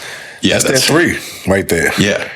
Well, the thing about Grant is it's nice when you see somebody putting up numbers like he did with Detroit, but there's a difference between being like the only guy over there and you're going to get 25 shots a game to doing it with Portland. Mm-hmm. But the Simons thing, I got to assume that they saw the talent that he had when they let McCollum go. Yeah, because it was like, it's clear we're not a championship contender. We might as well move on from McCollum. Mm-hmm. But knowing that you've got somebody that plays the way he does coming up behind him, it just makes too much sense to benefit from all the trade of McCollum, slot him as the two guard.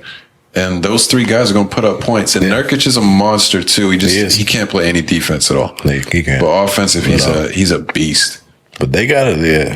Who's their? Is he their center? He's a center. Nurkic plays center? Yeah. Who's the other guard? Or I'm sorry, the other forward then? The forward? Oh, Eubanks? Whoever Eubanks is. I don't even know who that is. And they got Josh Hart at the other guard too. Oh, that's right. And he plays a good 3. Yeah. I like him. Yeah. I like his game. Yeah, Portland's dope. They look good though. I like them. I don't think that 9-4 start is a true representation of what they'll be this year. Probably not. But they look like they could be one of those teams that sneak in the playoffs and get somebody a problem. Same. For sure. And honestly, we should have the same conversation about the Jazz. Oh, yeah. So I expected when they traded the 2 big guns, I thought that their roster was just like OKC from 3 years ago, where it's nobody you've ever heard of. Yeah. When I've been looking at their box scores every night, Clarkson's a monster. Clarkson good. Lauri Markkanen has been incredible this year. Markkanen has been on fire this season. He looks like a number 1 option over there. He has been on fire. Who else do they have? Don't they? They got Michael Conley. I was going to say they got Conley, right? They got old Rudy Gay. I mean, he's older Rudy Gay. And they got Sexton coming off the bench. Sexton is the other guy I was thinking of. Olynyk, motherfucking THT been hooping. I didn't even know he was over there. Yeah, I don't even know how that happened, how he got them, but he's been hooping for him too. He's been playing really good. That's wild. It's wild. Like, he looked like a whole different player compared to last season. I had no clue he was over there. He was over there. They got just a squad of names that you know and heard of, but it's like none of them is like a true star, so to speak. I mean, marketing is kind of growing into that, but you don't have no all stars really. Just a bunch of names that you have heard on random teams, all on one team now. Olenek, we didn't see him do his thing everywhere in the past. all over the place. Well, marketing is putting up like 30 and 10 in some games. Yeah, that's him right now. 32 and 8, nice. 6 threes, and they've been winning, man. 10 and 3. Starting the season hot. Yeah, can't argue with those results. Again, I still don't know if that's going to play out for the whole rest of the season. Still early as shit. Still early as shit, but hey, you got to give some props. It came out hot. I was expecting them to be ass all the way around this season. Everybody was. They were supposed to be like in the lottery. Oh, that was the last thing I'd written down. Speaking of being awful, lottery, et cetera, et cetera. I shared with y'all a couple days ago that joint that I saw saying that the Lakers have the worst record in the league right now. Oh, yeah. And their first round pick for this year goes to the Pelicans. Yeah. So if things ended where they are right now, they have the highest percentage of winning the lottery. And that would put old Victor Wembanyama in New Orleans with CJ, Zion, Brandon Ingram. And Ingram. That would be team nuts. would be crazy. That would be nuts. I low-key want them to. I want that to happen.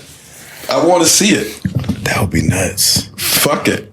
Let's. The thing about them though is they don't even have like a true point guard. I think they got CJ running point. They do, which is cool because he can run it. But they all kind of run it too. Yeah, because Ingram is like a point forward, and Zion's a pretty good passer, honestly too. Yeah, so I guess it works for them because they got a lot of guys that can bring the ball up. That would be a fun ass. They're already nuts. A fun team. Yeah. Sheesh. Yeah, that would be crazy if they did that. That would be. I mean, the Lakers aren't at the bottom now because they just beat the Nets last night. They got 3 wins now. There we go. One up on the Rockets. That'll be nuts. We'll see what happens. Yes, indeed. Any other basketball before we keep it moving? I mean, update on them Boston boys. that boy Tatum, man. You could tell he elevated himself a little bit more this season. I think you'd have to have him top 5 right now. Yeah, you got to do it. I don't think that could even be argued. Averaging 32 a game. Just put up like 43 the other night. Like shit. And we steamrolling people. Yeah. Like the teams we're supposed to be, we're beating them. The teams that are supposed to match up good with us, I think we got like 3 losses or whatever. Having good, tough games with them, but we looking real consistent. Al Horford been out the lineup. Still ain't got Robert Williams back. You still don't even have Williams. When we get Robert Williams back. Y'all are the only NBA team. Well, no, that's not true. The Bucks are the other one. Yeah. The Bucks and the Celtics are the only 2 good NBA teams that I know are good still. Yeah. All the other who's who of previous years, the Nets, Sixers, Warriors, they all suck. I mean, because all the rest of the teams have made different trades and shit. They switched up a little bit. Yeah. Atlanta got DeJounte Murray. Cleveland got Donovan Mitchell. I mean, Toronto's kind of still the same. Right. Philly's still the same. I mean, they had those trades last year or whatever, but Boston and Milwaukee's the only teams that's been stuck together. Yeah. For the most part. And it's working. Yeah. It is off to a hot start for both of them. Gotta keep them together, but good start to the season. No That's doubt. all I got. Where we going with it? Well, let's get to this music stuff. Yeah. Our reaction song, if you want to listen, we are going with Rod Wave new single, Break My Heart. So pause this right quick, check out the song. We're going to do the same. Be right back. All right, we're back. Yeah. We just checked it out. I called Audible after we listened to the first song that I already told you. We also reacting to Me vs. the World, another Rod Wave song from prior on the album. Mm-hmm. So what'd you think of the first one? The first one, it was reminding me of like some P&B rock vibes, to be honest with you. Like just the way the song was set up and the melodies he was hitting on there was reminding me of P&B rock, which I guess they kind of like are in the same lane, a type of rappers. I don't know P&B rock still. Yeah, but he's like he make ride wave type music. Like that's the type of music. Like, I don't know if you really was rocking with him like that, but just missed it. He gave me that type of wave on that type of record. It was a dope record. It was pretty cool. It's ride wave sounding. But I was hearing a little P&B rock melodies in there a little bit. I gotta try to just remember that throughout the week. I want to try to listen to some P&B rock because I want to at least hear what you're talking about. I can't think of the name of the album. I'll see one of the albums you gotta check out from him. Do that. Yeah, as soon as I started playing it, I did listen to this one time early in the week where I saw it on YouTube. I liked it. It sounds like all the other Rod Wave songs that I like. So it is what it is. Did you think anything about the second one? Was that any different? It's a little bit upbeat. He's changed his pace and his tempo, singing a little bit. I like that. That's pretty dope. I mean, it's still similar. Right. It's still similar. It's still his sound or whatever, but it was a cool record. I ain't mad at it. I like when he raps a little bit. Yeah. I like his singing.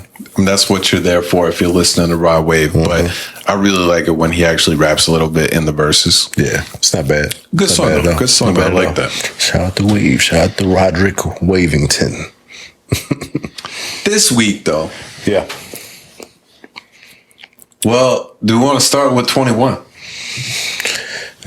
Well, I guess we can start with 21. Well, shout out to the album. The album, did 400K first week? That's what I saw. 404. Highest selling rap album of the year now. I think the second place now is Kendrick's album. I think it did like 200 something, almost 300 something like that. Makes sense. Yeah. Kendrick's in second now. So they've laughed Kendrick in a week's time. I think doubled his numbers. That's crazy. For the opening week? Or are you talking about total? I think it might be the opening week. Yeah, opening week. Opening week. Yeah, not total. Yeah, I mean, that's the number. That number is ridiculous. Yeah, for sure. That's crazy. From what we see with any of the other hip-hop releases. All year, we've been talking about it. Everybody's numbers been down, especially all the big dogs. So to see them come together and do that, I mean, the album is fire. I still been listening to it every day. That shit is legit fire. I can keep playing that shit back to back. So they did what they had to do, in the aftermath of weeks. They announced their tour happening next year, of course, top of the year. And then, your boy 21 was up on Clubhouse this week, you know what I'm saying? Feeling himself. He did a few of the interviews. He did an interview with M.A.C. They was talking about a bunch of shit. That was pretty good. See a bunch of clips from that. And boy, 21 is almost like, he like a step under Whack 100 when it comes to Clubhouse. Because he just be on there talking. Just be talking to random people. I don't know who he be talking to, but they just be talking about random stuff. I ain't got no context for the conversation. But a clip of the convo came out. I guess they ended up talking about Nas because Nas just dropped his new album, King's Disease 3 or whatever. So all you saw was the 30-second clip or so? Okay, yeah, that's what I heard too. That's all I saw was the clip. And 21 just jumped in the conversation and said, y'all talking about relevance. Nas ain't relevant to me. He said, Nas just got a loyal fan base and he still makes some good ass music. So how do you feel about that? I got a feeling that I'll be the devil's advocate in this situation, to be honest. Okay. When I listened to the clip, I wish I could hear the context. Me too. Because in that 30-second clip, when he said pretty much exactly what you said, I don't think the way he said it came across as in he was intentionally trying to be disrespectful. Yeah. Like he said it like, yo, he still makes good music and he got a crazy fan base or something like that. Yeah. Almost like, I don't know, it almost seemed like it was like saying he still does good music, but he ain't relevant. But my opinion on what he actually said, I think what he said is true. Okay. To expand on that, when I think of relevant, I think of like the popular majority. And in the sense of relevant within hip hop, to be honest with you, I kind of think of like that as like 15 to 25. The 15 to 25 year olds determine who is the hottest. Okay. So as much as I may not like it, I'm not a part of the discussion anymore of determining who's relevant. Like I'm past the age of people that choose what's the most relevant at the time. I can see that. So in that sense, like I don't think Nas is relevant in the current modern day hip hop discussion of relevance. Okay. What he's done on the back end of his career for somebody that was already determined to be a legend from his early work. It's crazy. He's probably aged more graceful than I think you could make a case of any other rapper in the world. I know. I think Jay would obviously be the retort from a lot of people, but putting out albums consistently, exactly. So in that regard, like I think Nas deserves the utmost respect. Yeah. But I think if you are only talking about relevance, I would agree with what he said. Yeah. It's hard to go at what he said without no context of the conversation. Right. But I think like relevance is just like you put it to like, I guess the younger crowd and who's the most hot. Relevance is all, it depends on who you're talking to who's relevant. And it's just that statement alone to say he's not relevant is kind of a false statement just because he just won Hip Hop Album of the Year last year with an album release. Won a Grammy for his first Grammy too. So it's like, he's getting a lot of acknowledgement. He may not be relevant to 21's fans. And I think that it might be what he's talking about, like people that's listening to him or Drake or whatever. He might not be relevant to them, but he's relevant to somebody. Like he's relevant to a certain crowd. I guess that goes in context when he said his loyal fans, this, that, and the third. But it's just like, everybody been talking about the albums him and Hit Boy been doing. So it's not like he's not relevant. He's not in the conversation at all when he is. So it's hard to make that statement. And they've been killing them. They've been going in on them. Yeah, I didn't get People be getting a lot of jokes off on them for saying that. So which I understand. People just gotta leave these old heads alone. Like you can't I think the young people be thinking it just be only them on the internet. It'd be a lot of people on the internet too that still listen to Nas and like, yo, you being disrespectful right now. Right. No, there's a certain level of ignorance that comes with just being young. Yeah. And 100% they are ignorant. They do. And we used to be the same way. Yeah. Whatever you grew up on is all you think exists, like in a sense. I know that there's other things out there, but whatever I like is all that is relevant in my world. Yeah. I did see the Grammy stuff mentioned in the article that I was reading. It's like people giving that response. The one response I would say you could argue against that is every year we argue against the fact that these awards don't understand who's relevant. Yeah. So that could be kind of a retort, but definitely could. But in recent years, they kind of been moving towards getting it more right, especially in the hip hop categories. Yeah, that seems to be the overall opinion. So, but yeah, I think it is what it is. Like you said, I mean, relevant to depending on the demographic. But when young kids are talking, they're always only talking about. I get it. If he's talking about his crowd, his fans, his generation, Nas is not going to be relevant to them. Who do you think are who are the most relevant artists right now in hip hop? The most relevant. I mean, real off the top of my head, the names that came to mind for me were obviously Drake, but Dirk, Lil Baby, NBA Youngboy, of course. Kodak is probably in that discussion now. Roddy Ricch. Like this is kind of where I came up with that opinion. Like if those are all the most relevant, then to me the young kids are deciding who is relevant. Right. And I don't like that half of these people are relevant, but they are. Then it's just a play on words because the most relevant. I don't think Nas is the most relevant. Right. But to say he's not relevant at all. Yeah. It's like, all right, no, he's relevant. He's relevant to some people, right. Still, but shout out to Nas, man. You get to the album? Yeah. King Disease 3. Third installment of the King Disease series with him and Hit Boy. Fourth album in, the last year and a half? Something like that. It's something wild. It's nuts. I was looking at some shit about numbers. I've been liking these little pages that be talking about different numbers and shit they be putting up. They said he rapped 871 words on KD3 that he never rapped before in no other album. What account is that? Hip Hop Numbers. Hip Hop Numbers, yeah. I follow them on Twitter. I like those too. That's crazy. Wild. That is wild. Because he has I think he has 13 albums or something like that. Yeah, how could it even be? 16 albums, excuse me. 16 albums and he's still rapping new rhymes and new words. Yeah, that's impressive. Yeah, that's super wild. Impressive. That's kind of wild. Now it's been pushing the envelope a little bit. And he been going in. The album's hard. This is a super minor, not important detail, but do you have any thoughts on artists naming albums in a series like that? Like doing 1, 2, 3? I mean, I like it. It makes people more, especially if it's great, if it's high level great shit, then you want to keep on. It's almost like you're setting the bar for yourself when you keep renaming the series like that because people are expecting, oh, you heard the first one, you heard the second one. You know what's coming for that third one. You can go check it out. So I fuck with it. It's a good promotion thing to do with your album, especially if it's fire.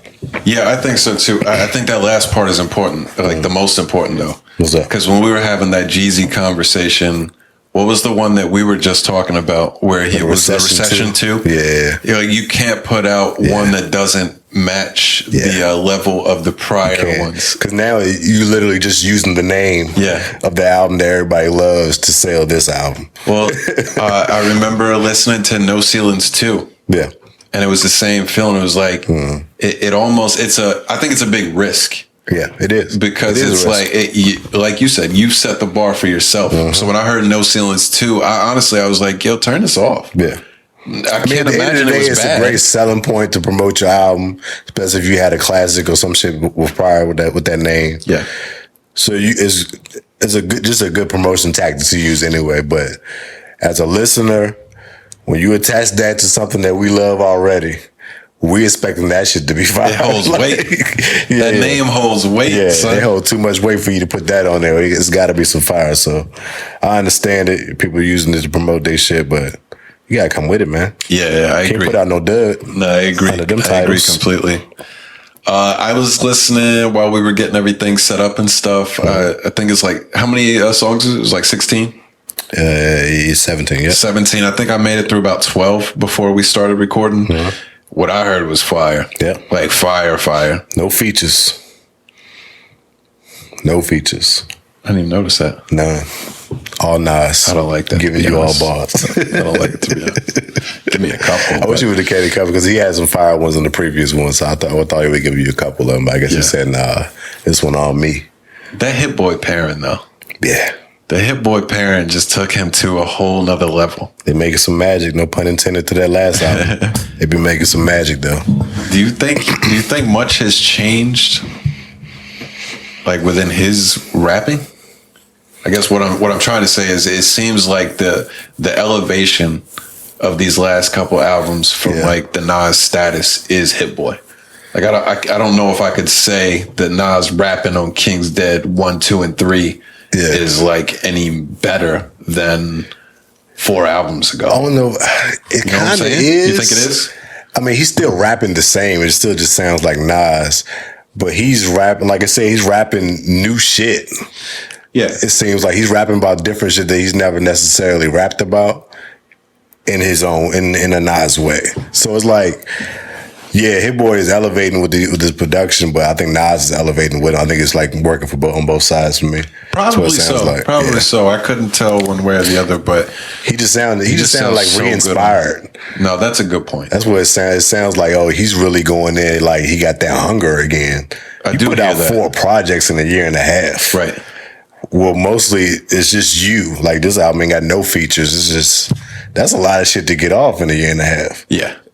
And these ain't short albums either. They like at least 12, 14 tracks later. Like these are some long albums, so it's like that's a lot of rapping. To me, that just like speaks to Nas's just love of hip hop. Yeah, like rapping. Yeah, like the act of rapping. You can tell he's just passionate about it. I could see him. We've been hearing about all the business shit he doing. He making plenty of money. Yeah, he ain't doing this for no check. He doing this because he's strictly in rap mode right now. Tell me you couldn't see him still writing rhymes at 75. Oh yeah. I'm sure he won't be performing them at that point. Hopefully, I could just see him 75 years old, just like I'm just writing some shit.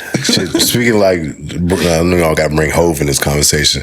Who's that? I be seeing Guru talk about Hove all the time. He's like, yo, Hove still rap all the time. Oh yeah? Like he may not be putting shit out as often as frequent as he used to, but he said any chance he gets to go rap some shit, he'll be in the studio, just go in the studio and rap some shit. He rap like when you that tier and you that great at your shit and you can love it, like obviously these guys do, you gonna continue to do it. Yeah. Even if you're not gonna put it out or you're not in the mode to be rolling out no album every year type shit no more. When you nice, you gonna keep on sharpening that skill. Because I mean, we hear it every time Jay comes back and drops the verse every now and then. He gives it to us again. Like obviously, he's still rapping pretty consistently. Because you don't hear necessarily fall off every time he come back. In some cases, I think he's gotten a little bit better. Same thing with Nas. Is like these guys still rapping, man. Yeah, these guys still rapping. They ain't trying to fall off. And I think that's just like probably like the rapper competitiveness still. I think they still got that shit because they don't like, of course, they don't want nobody to see them fall off or put out something that was like, damn, they ain't sound like the Hove I know or the Nas I know. They don't want to come out here and do that, so they got to keep going in that studio and doing what they got to do to stay sharp. Right. And you can hear it. How old is Nas now? Do you know? Nas got to be in his 50s, right? That's what I was assuming. He been out since early 90s? Yeah. Look at that real quick. Nice. Almost 49. Knocking on the door. It's younger than I thought. 49. So that means he's younger than Jay-Z. Jay-Z 52. You wouldn't think that, huh? It's kind of weird. Yeah, because he came out old before, style too. Yeah. Or you kind of always just think of Nas as being like an old soul. Yeah. Yeah, I don't. You got any standouts? Like I said, I only listened real quick before we started. It's hard to pick a style. I love the opening track for sure. The second one really caught my attention. Yeah, maybe I think it might have been legit because the Ghetto Reporter was something else. Legit. I like that Michael and Quincy joint. That shit was fire. I fuck with that. Wait, didn't somebody? I'm thinking of Jeezy.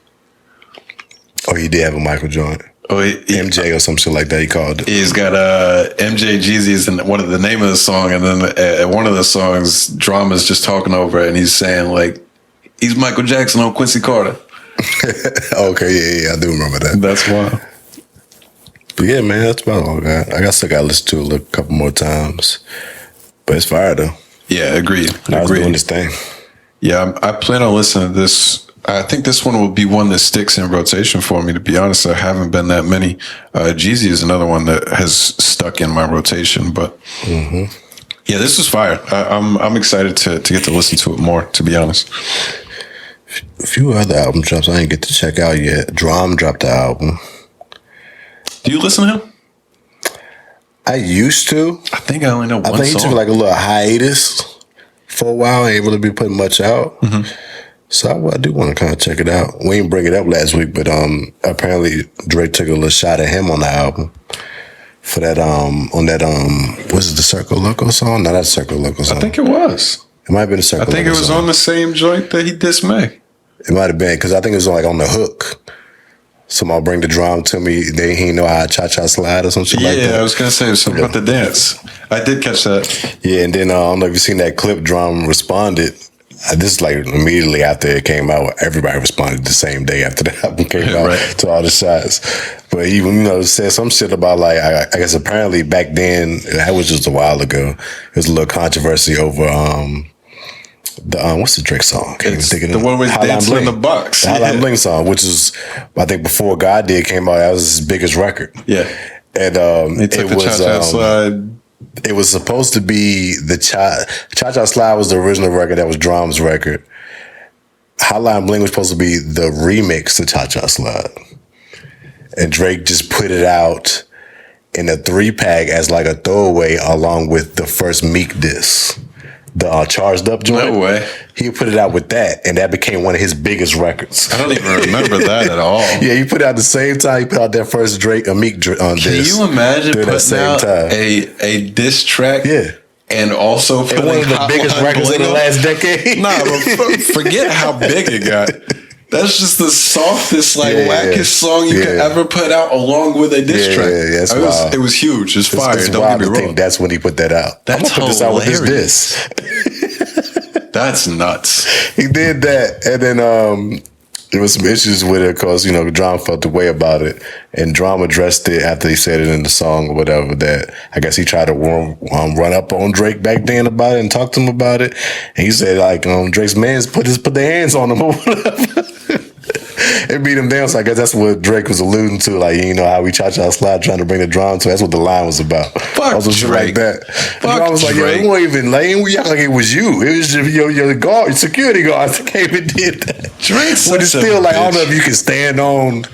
You got whooped by a security guard, like you still got whooped trying to address him about your song, but it's still on some like, all right. Drake's a bitch. This is why I hate Drake. If anybody else did this shit, everybody else would be talking about how whack it is. Drake does it and nobody gives a fuck. He fucked him over. Drum did nothing wrong to begin with. He didn't do nothing wrong. Drake fucks him over. He tries to address him, gets his ass whooped, and then 15 years later, however long it's been, I know it's not that long, but it's been years. It's been a while, though. It's been a while. Nobody cares about this.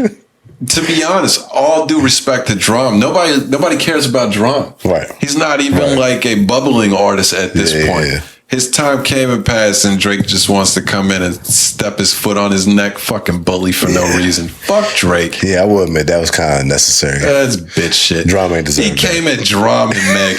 Fuck Drake. This is why I didn't listen to this stupid shit. This is why I sat here quietly while y'all reviewed the album. I'm a hater. I'm gonna stay a hater. Hey, I feel it, man. Fuck Drake. That was some sucker shit, but hey. What a loser. You do what you want when you popping. Apparently so. Anyway, enough Drake. Any other music? You got any other music stuff or anything else from the week? No, it's a pretty dry week. I mean, there's a couple of other albums that I ain't listened to yet, but I do want to check out. Blue dropped the album, Young Blue. Yeah, I did add that. Drum dropped. Tootsie. WizKid dropped. If you fuck with a little bit of them Afro beats. And that's about it. Nothing else crazy. Yep. Nothing really, no hip-hop albums like that. Drop. Unless you fucking with that Glorilla. Glorilla drop. I haven't heard the song that's popping. Glorilla. Never even heard it. Oh, and that Tootsie album, I did listen to a few songs out there. I do want to finish listening to that. I think I like him. I can't remember. He's kind of like a Tory Lanez-ish type of guy, huh? Isn't he similar to Young Blue? Yeah, I would say that. I don't know which one is which. I know I liked Young Blue's album last time, so I'm going to have to check that out. Yeah, I fuck with Young Blue. That's about it. Anything else from the week? Oh, shit. Saturday, excuse me. SNL. Boy, Dave Chappelle was hosting this week. I think it might be his second or third time hosting or something like that in the past couple of years. Went on there, did a couple skits from the Chappelle show, got his shit off. Nice 15-minute monologue. He had to do one of those. And it's one thing, like, I guess it's sad that every time shit like this happens, we got to go to like somebody like a Dave Chappelle, a comedian or somebody to talk about these points and stuff that's going on. But when you that level of greatness, sometimes the way you can put shit just makes sense. You can just put shit in a good way where it just all makes sense. You address all the drama and shit that's going on all in one situation. Of course, you guys jokes off on Kanye and Kyrie and this, that, and the third. And of course, with some truth shit in the midst of it. And it's like, in aftermath, he got like a little backlash from the Jewish community. ADLs that came out and spoke about him. They said they ain't like it, whatever. But the difference between Chappelle and like a Kanye and Kyrie is he ain't attached to no brands. Ain't shit you can do about them, but what they did, put out some tweets. Right. And he's gonna go on to his next show and his next comedy thing and do his performance again. You can't shut down what he's saying and said that he was speaking on because you can't take nothing from him. And he was actually speaking about that in his monologue. Oh yeah, he was addressing that a little bit, just about like, I think he said it in a past special or something like, I never wanted to get a shoe or deal with one of these brands because if I say something they don't like, they're gonna take my shoe from me or some shit like that. It's like, that's exactly what's gonna happen. Like, there's nothing you can do about it. So he was just making fun about it, addressing Kanye and how he went about it, everything, and he was just like, dog, like, at the end of the day, you sometimes just gotta apologize, just buy yourself some more time.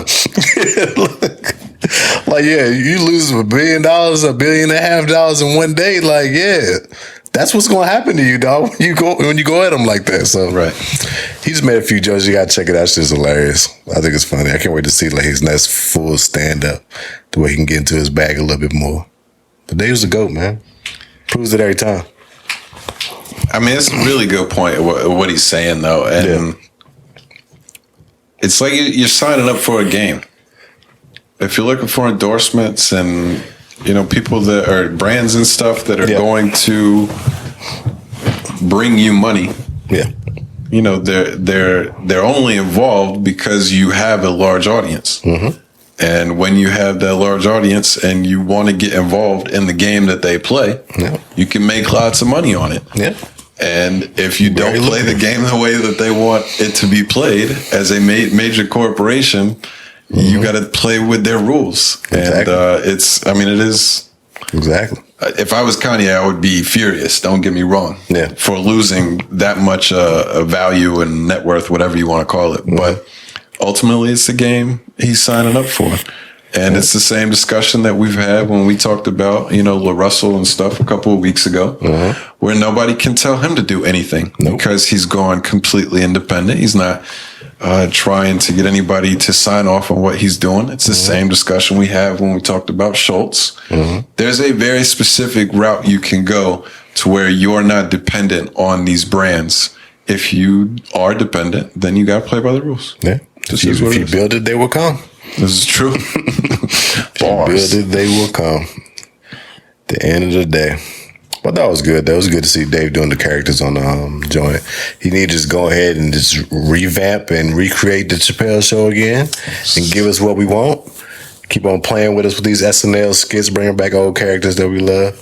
I think he even did a Rick James had a little appearance in that joint too. It was funny as hell. They did the House of Dragons theme of it all, but he brought it back old characters from the old show, which was dope. Players Ball, Player Haters Ball. That's one of my favorites. I got to see the skits. Yeah. I didn't see any of the skits. I saw that clip with a monologue. That shit is funny. He killed that shit. Yeah, I got to look that up.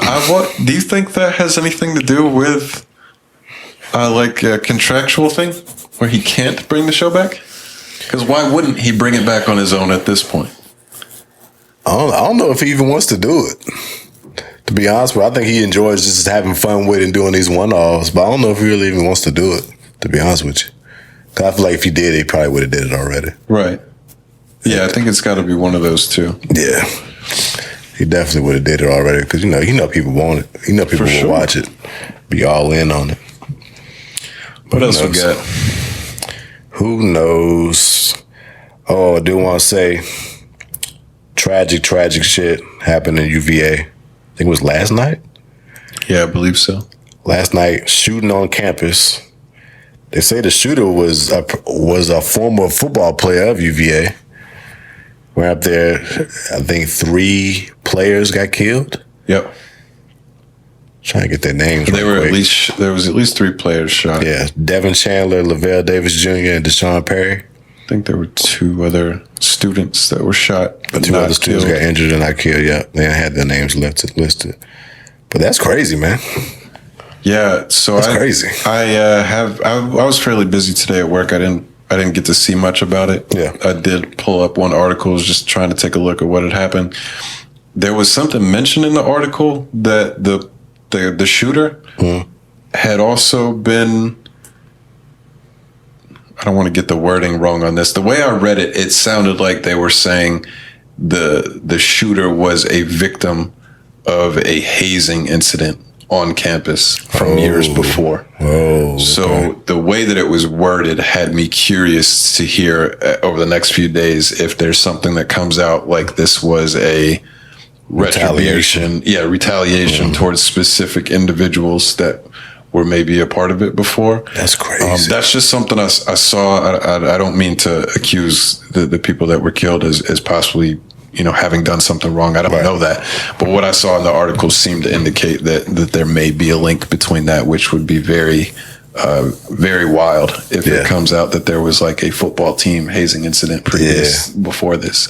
Doesn't justify the actions, of course, but it would make the whole situation a lot uglier if that is the case. Yeah. But it's sad either way. Sad all the way around. Should have said craziness. I don't even know how you could even react to something like that happening like that. You know what I'm saying? Out of the blue. Right. This is wild. Anytime some school shooter situation happens, it's just like, damn, like, this the route you chose to do, man? Right.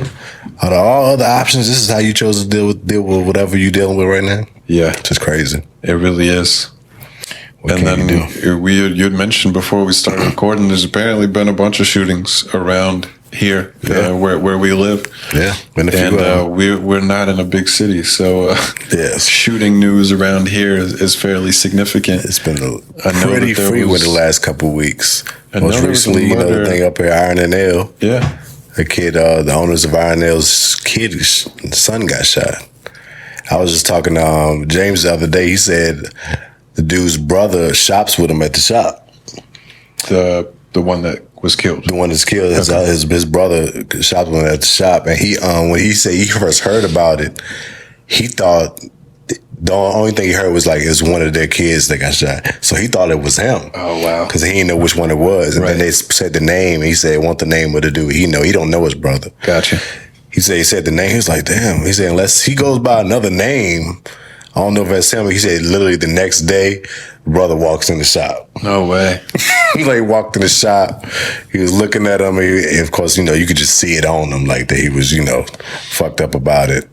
And he was just talking to him about it. He just said he didn't even know how to react. He's like, he wanted to be like, y'all heard about it and I thought it was you. But he's like, you can't say like, I thought it was you. I'm glad it was like, that's his brother. Right? You know what I'm saying? But he don't know his brother like that. So he didn't even know how to even like react or respond. He just told him, if you ever need, he said he been shopping with him for years.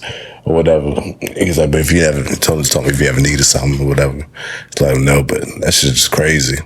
That's just how close to home something like that happened in Lynchburg. Right. Like you'll just know the person off the whim shit.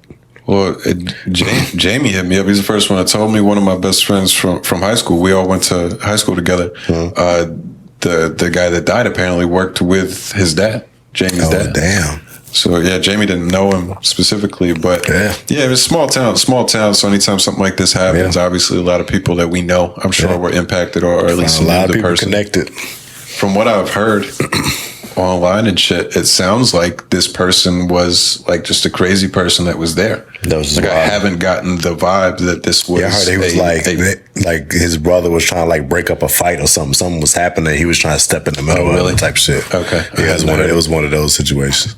But that's crazy. I saw they got the dude. They just picked him up in Florida. Oh, they got in Florida. Yeah. Damn. So he was hauling ass. That shit just happened over the weekend, right? It was Saturday, I believe. Damn. Friday at the latest, but yeah. That's crazy. Yeah, a lot of sad stuff going on, man. Yeah, man. That's all them families, man. Right. It's craziness going on out here. Right. So I stay in the house. That's why I be in the crib. I do too. I ain't gonna say that's why. Like, I was gonna say I do too. I can't really say that's my reason, but I don't go anywhere. But it's just like, damn, man. You just never know. Yeah. Especially of course, it's like the better half side of the town. You don't hear shit like this happening on this side of the town. So it's just wild. Like, for that damn, I just heard about the other night. It was like a stabbing in Windhurst or some shit that I heard about. I just read that this morning. What is going on? Like, what is going on with people? It's wild. This is not really related, but something I just thought about this not that long ago. Yeah. I just was thinking about like how much information we have available at our fingertips at all times. Yeah. And the way that the world seems to be getting so much worse in like all areas. Because you just find it out so much. Yeah, it's really so like 20 years ago, we wouldn't be hearing about, wouldn't hear anything about some crazy shit that happened in Ohio. No. But like nowadays, you wake up in the morning and it's like, I really heard nothing about something that happened in town like that. At least for like another week or so. Yeah, you would have knew about it the night of type shit. Like, but I was just thinking about like the kind of like the emotional weight. Everybody talks about dealing with anxiety and shit, and it's like you're carrying baggage of every shooting that you hear about on the internet. It's like. It is sad. I'm not saying you shouldn't have any feelings towards it at all, but like from the perspective of like kind of guarding your own self from taking in bad information constantly. Yeah, we don't need to be reading about a shooting in Cleveland, a shooting in LA. It's like that's not a part of our world. Exactly. We just read so much negativity at all times. But the internet makes it seem like everything is right at your front door. Right. Like it's happening right. Like it's happening right outside your door. Yeah, man. That's the scary part. Crazy times. Definitely. Well, I told you I messed up. I thought I had a sample saved from last week. I don't. And obviously Carl's not here. So would you like to play us a sample still? Or would you like to just hold it for next week? I do have one. It's up to you. No pressure. I do have one. I mean, I might as well. I kind of like this one I got this week too. It's a fun sample. Yeah, let's do it. It's a fun sample. Might as well. Let's do it. Did you have anything else to wrap up the episode? Anything else you wanted to get off your don't think so. I'm trying to think real quick. I'm trying to miss nothing. I mean, nah, man. I think we kind of hit everything we were supposed to get to. I think so too. Yeah. I can't think of anything. So if we do, we'll cover it next week. You're on YouTube. We appreciate you watching. We'll be back next week. Yes, if you're indeed. on the audio, we got one sample coming for you. You're welcome. We do.